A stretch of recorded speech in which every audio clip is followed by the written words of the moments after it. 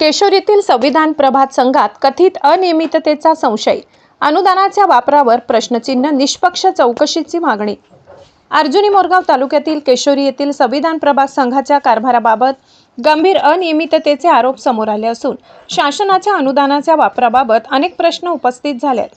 प्रभाग संघाच्या कार्यालयात नोंद असलेले काही साहित्य प्रत्यक्ष उपलब्ध नसल्याचा आरोप करण्यात आला असून या प्रकरणाची निष्पक्ष चौकशी करून दोषींवर कारवाई करावी अशी मागणी स्थानिक नागरिकांकडून होत आहे। मिळालेल्या माहितीनुसार प्रभाग संघासाठी प्रकाशक्षेपक, इन्व्हर्टर तसेच इतर कार्यालयीन साहित्याची खरेदी करण्यात आली होती। मात्र प्रत्यक्ष पाहणी दरम्यान या साहित्यापैकी बहुतांश वस्तू कार्यालयात उपलब्ध नसल्याचा दावा करण्यात आलाय। त्यामुळे शासकीय निधीतून खरेदी करण्यात आलेले साहित्य नेमके कुठे आहे असा प्रश्न उपस्थित केला जात आहे। याशिवाय शासनाच्या सुमारे 5 लाख रुपयांच्या अनुदानातून सुरू करण्यात आलेल्या वृंदावन साडी सेंटरमध्ये अत्यल्प साहित्य असल्याचा आरोप करण्यात आलाय। प्रत्यक्षात दुकानात 20,000 रुपयांचेही साहित्य नसल्याचा दावा होत असून अनुदानाच्या खर्चाबाबत शंका व्यक्त केली जात आहे। तसेच शासनाकडून प्रभाग संघाला उपलब्ध करून देण्यात आलेली मिरची पिसाई मशीन गेल्या सुमारे वर्षभरापासून पडीत अवस्थेत असल्याचा आरोप करण्यात आला। याशिवाय नागरिकांच्या वापरासाठी देण्यात आलेले पाणी, शीतयंत्र, वॉटर कूलर देखील वापराअभावी पडून असल्याचे निदर्शनास आल्याचा दावा करण्यात आलाय।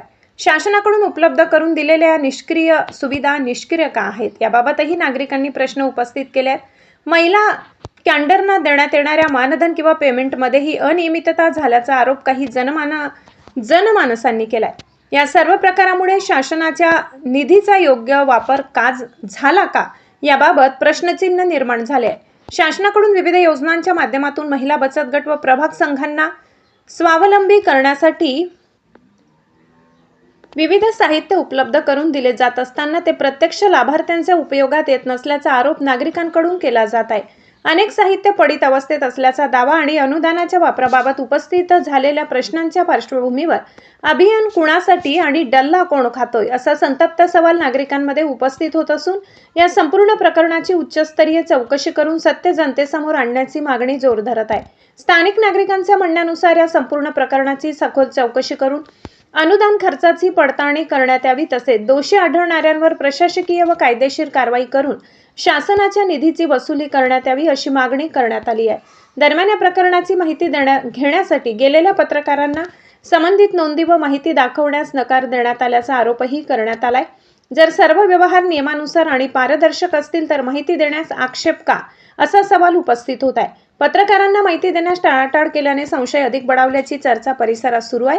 या प्रकरणात संबंधित अधिकारी व प्रशासनाने निष्पक्ष चौकशी करून सत्य परिस्थिती समोर आणावी अशी मागणी नागरिकांकडून होत आहे।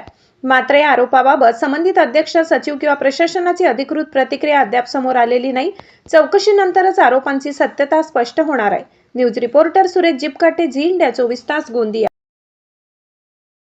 सर, तुमचा परिचय द्या। तुमचं नाव काय आहे? माझे नाव सतीश शिवणकर, प्रभाग समन्वय केशोरी। या ठिकाणी मी प्रभाग समन्वय जबाबदारी माझ्याकडे मिळालेली आहे। कधीपासून रुजू झालात? माझी रुजू दिनांक आहे 17/4/2026। तर सर, मग याच्यामध्ये जे स्टॉक रजिस्टर जो आहे किंवा याच्यामध्ये जे तुम्हाला साहित्य सामग्री जे मिळाली आहे तर त्याबद्दल तुम्हाला काही माहिती आहे का? नाही, त्याबद्दल माहिती नाही आहे, पण त्या दिवशी तालुक्याची टीम आली होती, त्यांनी वगैरे रेकॉर्ड वगैरे चेक केले। अच्छा, तर मग आता तुमच्याकडे जे पत्रकार जसे आले आहेत त्यांना तुमच्या साहित्याची चौकशी पाहिजे आहे का? त्यांना असं वाटतं आहे का तुमच्याकडे जे साधनसामुग्री होती ते इथं कमी प्रमाणामध्ये आहे, तर त्यांना ते स्टॉक रजिस्टर बघायचं होतं, तर तुमचं मत काय आहे? त्याविषयी कसं आहे प्रभागातील सामाईन हा प्रभागाची कार्यकारिणी असते। कार्यकारिणीमध्ये अध्यक्ष मॅडम, कोषाध्यक्ष आणि उपाध्यक्ष असतात।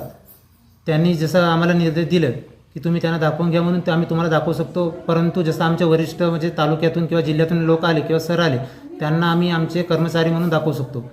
तर तुम्ही त्यांना दाखवू शकता, मग पत्रकार लोकांना का दाखवू शकत नाही? कारण आम्ही त्यांच्या अधीनस्थ काम करत असतो। कार्यालयातील कर्मचारी जे आमचे वरिष्ठ कर्मचारी त्यांच्याशी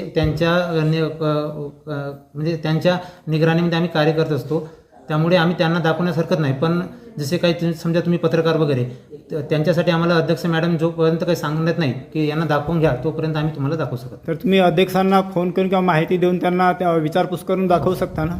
अध्यक्ष मॅडमला फोन केला असता अध्यक्ष मॅडम ह्या बाहेरगावी आहेत, त्यांनी नंतर कळवलं. तर त्यांनी काय म्हटलं? अध्यक्ष मॅडम सध्या आता बाहेरगावी आहेत असं सांगितलं त्यांनी.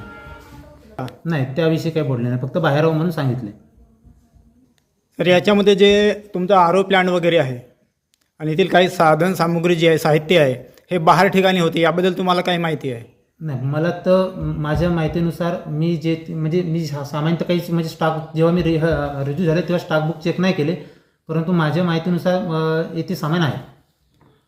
हा जो तुमचा आरो फिल्टर होता हा बाहेर होता 2-3 महिन्यापासून, मग आता इथं कसं काय आलं, याबद्दल काय माहिती आहे? नाही, याबद्दल मला काही माहिती नव्हती, म्हणजे बाहेर वगैरे होतं असं काही माहिती नव्हतं.